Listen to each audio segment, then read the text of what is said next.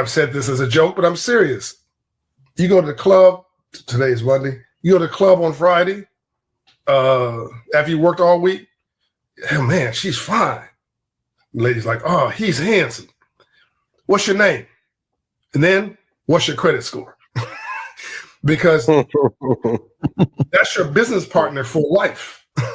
The looks are going to fade. The rear end is going, and the breast is going to drop, right?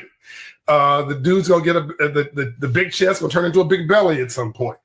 But after 20 or 30 years, that's still your business partner. And those who marry well do the best economically as a side point. But marriage was ultimately even an economic. Before God endowed marriage with spiritual principles, marriage was present 3,000 years before that as a business principle. Yeah. So, I mean, slavery was about money. Nobody brought us 3,000, 6,000 miles away from home, went all through all that trouble because they didn't like us. They did it because we were geniuses of the land. We could take dead soil and bring it back to life. Well, what's the southern soil, which is where all the cotton was, the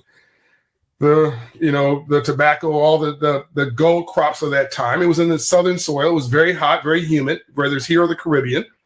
And poor white folks couldn't work it. They're like, oh, we good. We can't handle this.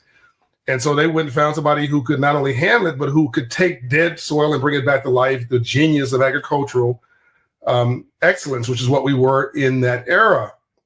So whatever conversation you want to have, it comes down to money. What's the number one cause of divorce? Money. What's the number one cause of domestic abuse? Money. What's the number one cause for stress? I mean, heart attacks, I'm sorry. Stress. What's the number one cause for stress? Money. What's behind politics? Money. I mean, whatever conversation you want to have comes back to that. So in a world, you've never had now I'm about to drop the mic on your question because you're like, people are like, this guy's rambling. This has to do with my question about credit scores. There's never been a global economy there wasn't never been a superpower that wasn't the economic power at the same time in the history of the world. There's never been a major economy, including the U.S. or a major city like the city of Atlanta, where I'm at now, that didn't do it on the back of good debt and a great credit rating. I was on the phone with Tony Ressler this morning, who's, I don't want to tell his net worth, but it's public information. He's like the 200th richest man in the world. He did it on the back of good debt. No billionaire has become a billionaire except through good debt. No multimillionaire times whatever has done it without good debt. So if your credit scores toe up from the flow up, those who make the least pay the most. If you're in a 500 credit score neighborhood, I mean, the only way to survive that neighborhood is to be in an illegal economy business because the cost of debt is so high. The cost of credit is so high from Pookie and them and JoJo and them that you're paying such a high rate. The only way to profit is to do some illegal stuff, right? The underground economy. So you have a check casher next to a payday loan lender next to a rent-to-own store next to a title lender next to a liquor store next to a pawn shop, fast food restaurants, all preying on financial illiteracy, 500 credit score neighborhoods. And you live to 61 years of age as a sort of the insult on top of insult. You live in that neighborhood at 61. 15 minutes away, you live to 81 years old, 20-year difference. And that's a 700 credit score neighborhood. 500 credit score neighborhood, you live to 61. Crime, murder, mayhem, drugs, depression, single parent household. So I over-answered your question, but it was like the question. Like, we have got to get our credit right. The number one lowest credit rating in America group are African Americans.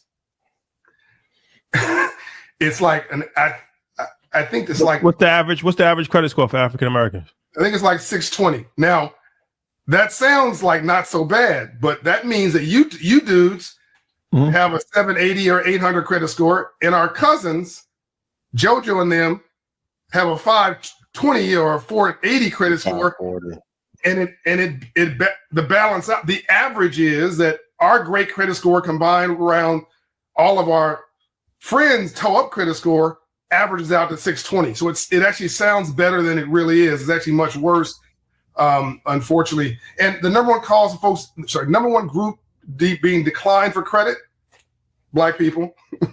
Lowest credit score, Black people. One of the biggest economies in the world is, bigger than, you guys talk about this all the time. Our consumer spending is 1.7 to 1.8 trillion, as big as Mexico and Canada, but 92% of that's consumption. Okay. Mm-hmm. So you just combine all these, and our home ownership rate is 41 to 44%, compared to 75% of our white counterparts. Well, the number one way you build wealth is home ownership. I mean, again, this ain't complicated. Then you say, well, what's our net worth in 2053? You combine all these things, zero. Yeah. I mean, so you don't need racists to come after you anymore. You don't have to worry about the Klan. You don't have to worry about, what the man's doing to you. What did Malcolm X say? We've been bamboozled. We've been tricked. We've been fooled. We've been hoodwinked, right? So, but this is stuff, one thing I love about credit scores, you can fix it yourself. That's what I love about it. It's self-empowerment at its height. And you do that, and once you have an 800 credit score, you're not Black anymore, you're green. That computer says yes at midnight, whatever you want. Yeah, it's important. The education around it's important. And we just went over credit. Shout out to Shonda Martin for everybody into it, and make sure y'all catch that. But let's get back to JoJo and Pookie and them, right? In order for them to get their credit score and actually have income, they have to have jobs. And I know something that you've stressed over the years is entrepreneurship over employment. Now, I can understand that because I've been on both sides of it, right? But for somebody who's trying to transition in this era, right, where AI is prevalent, where we're seeing people lose jobs and cutbacks are happening, what advice do you have for somebody that's trying to make that transition to say, I want to create a business. I understand the economics of not having a business for my future. How do I get started? Well, for the first time ever, Black folks actually have an advantage. We've been doing so much with so little for so long. We can almost do anything with nothing. And we're so used to hustle and being beat upon and disrespected and looked over, that we've taken it as that's like waking up in the morning for us. Most people are offended by the current moment. We're used to it. So we're natural hustlers. What I would say is take that natural hustle and move it from just cashing a check to a mindset of writing a check. So I as you guys know, I've written several books. There's one now that's a bestseller called Financial Literacy for All. The book before that was called Up From Nothing. That's the book and the book before that was called The Memo. Those are two books that you should read on this topic, because it's first thing I get is got to get your mindset right? Because an entrepreneur works 18 hours a day to keep from getting a job. You guys are always hustling. You're always working. You're always on. If you try to do this from 9 to 5, you'd be a failure, right? So you gotta get your mindset right that you're working for yourself, right? And it's not about the dollar. Like this whole thing about getting that dollar, getting that bag, getting that cash. It's a distraction. It's a lie. Ignore it. You want to build wealth in your brand, wealth in your reputation, wealth in your name. So people say, okay, John, I hear all that philosophy, but answer his question. I'm trying to answer the question, because if you don't get this right, poverty isn't here. Beyond sustenance poverty, roof over your head, food on the table, reasonable health care, all other forms of poverty are mindsets, which is why I love what you guys are doing by trying to get our mindset on open the door, a new form of affirmative action, open the door, I'll get it myself. So once you get your mindset right, then you start looking at things that are right in front of you.